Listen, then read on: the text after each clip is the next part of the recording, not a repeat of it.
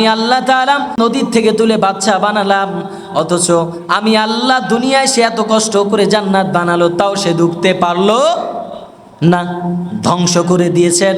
ভাইরা আমার, আল্লাহ সুবহানাহু তাআলা দুনিয়ার বুকে গাদ্দারকে আল্লাহ পছন্দ করেন না, কোনো বেয়াদবকে পছন্দ করেন না, দুনিয়ার কোনো জালেমকে আল্লাহ সুবহানাহু তাআলা পছন্দ করেন না। আল্লাহ কাউকে একেবারে ধ্বংস করে দেয় না। আল্লাহ সুবহানাহু তাআলা মানুষকে ধীরে ধীরে করে আল্লাহ সুবহানাহু তাআলা ধ্বংস করে দেন। এই জন্য আল্লাহ একবারে ধ্বংস করে দেন, আল্লাহ একবারে কি করে না, কারণ আল্লাহর কি আছে ভাই, আল্লাহর মায়া আছে, আল্লাহর অনেক মায়া আছে, যেই মায়ায় আল্লাহ বারবার বান্দাকে ডাকতে থাকে। হাজারবার ভুল করার পরে আল্লাহ ক্ষমা করে দেয়, হাজারবার ভুল করার পরেও আল্লাহ বারবার বান্দাকে সিগন্যাল দেয়, বান্দা ফিরে আয়। কিন্তু বান্দা যখন ফিরে আসেন আল্লাহর সাথে নাফরমানি করে, আল্লাহ তাআলাও কি ছাড়, কথা বলেন, আল্লাহও ছাড়, আল্লাহ সুবহানাহু তাআলাও ছাড় দেয় না। আল্লাহ কি দেয় না?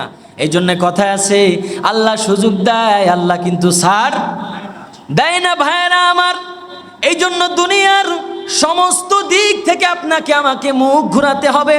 দুনিয়ার সকল নাফাক মানুষের থেকে আপনাকে আমাকে মুখ ঘুরায় আল্লাহর দিকে আপনাকে আমাকে মুখ ঘুরাতে হবে। কার দিকে বলেন?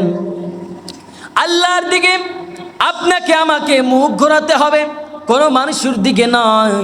যেভাবে মুখ ঘুরিয়েছেন ইব্রাহিম আলাইহিস সালাতু ওয়াস সালামকে, যেভাবে মুখ ঘুরিয়েছিলেন হযরত ইব্রাহিম আলাইহিস সালাতু ওয়াস সালাম, কত সুন্দর করে সেদিন চমৎকার ভাষায় বলেছিলেন, ইন্নী ওয়াজ্জাহতু ওয়াজহিয়া লিল্লাযী ফাতারাস সামাওয়াতি ওয়াল আরদা হানিফাও ওয়া মা আনা মিনাল মুশরিকিন।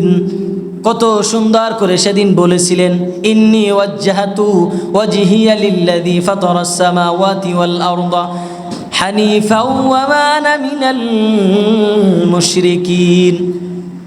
সেদিন ইব্রাহিম বলেছিল, আমি আমার চেহারা, আমি আমার মুখমণ্ডল, আমি আমার মুখ, আমি আমার মরণশীলতা, আমার সব কিছু আমি আল্লাহর দিকে, আমার চিন্তা চেতনা আমি কার দিকে ঘুরালাম?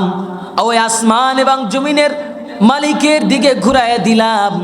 এবং আমি কাফেরদের এবং আমি মুশরিকদের অন্তর্ভুক্ত নয়, কি আনা মিনাল মুশরিকিন, আমি মুশরিকদের কি নয়, অন্তর্ভুক্ত নয়। তো আমাদেরকে দুনিয়াতে, আমি শুরুতে বলেছিলাম যে সামান্য দুনিয়াতে আমাদের তিনটা কাজ করতে হবে। কয়টা? তিনটা। তার মধ্যে 3 নম্বর হলো, এই সামান্য জীবনে আপনাকে আমাকে যে কাজটা করতে হবে, 3 নম্বর কাজ, সেটি হলো দুনিয়ার সমস্ত দিক থেকে আপনাকে আমাকে মুখ ঘুরাতে হবে। কার দিকে? চিল্লায় বলেন, আল্লাহর দিকে। কার দিকে? দুনিয়ার সমস্ত নাফাক মানুষ আমাদের কিবলা হবে কার দিকে? আল্লাহর দিকে, জান্নাতের দিকে। সমস্ত নাফাক মানুষ থেকে আমাদেরকে মুখ ঘোরায় আল্লাহর দিকে মুখ ঘুরায় নিতে হবে। ঠিক কিনা মুসলমান ভাইরা আমার? সম্মানিত বন্ধুগণ, ভাইরা আমার, ইব্রাহিমের মতো স্লোগান দিতে হবে। জাতির পিতা ইব্রাহিম আলাইহিস সালাতু ওয়াস সালাম যেভাবে বলেছিলেন সেভাবে বলতে হবে। শুধু জায়নামাজে দাঁড়ায় দাঁড়ায় বললে হবে না, শুধু জায়নামাজের দোয়া ভেবে পড়লে হবে না, কিন্তু আল্লাহ কি বলেছেন সেটাও বুঝতে হবে নাকি? শুধু না জায়নামাজে দাঁড়াইলাম আর বললাম ইন্নী ওয়াজ্জাহতু ওয়াজহিয়া লিল্লাযী ফাতারাস সামাওয়াতি ওয়াল আরদা হানিফা ওয়া মা আনা মিনাল মুশরিকিন। আমরা সবাই জানি জায়নামাজের দোয়া কোন দোয়া, কোন দোয়া?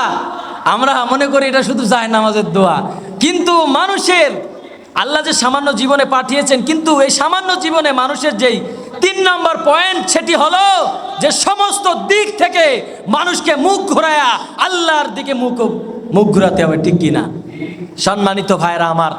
এই জন্য আসুন আমরা উপদেশ থেকে, আমরা তৎকালীন ইতিহাস থেকে আমরা নিজেরা শিক্ষা গ্রহণ করি, কিভাবে আল্লাহ তাআলা ইতিপূর্বে বড় বড় জালেমকে, বড় বড় ক্ষমতাশীলকে আল্লাহ ধ্বংস করে দিয়েছেন।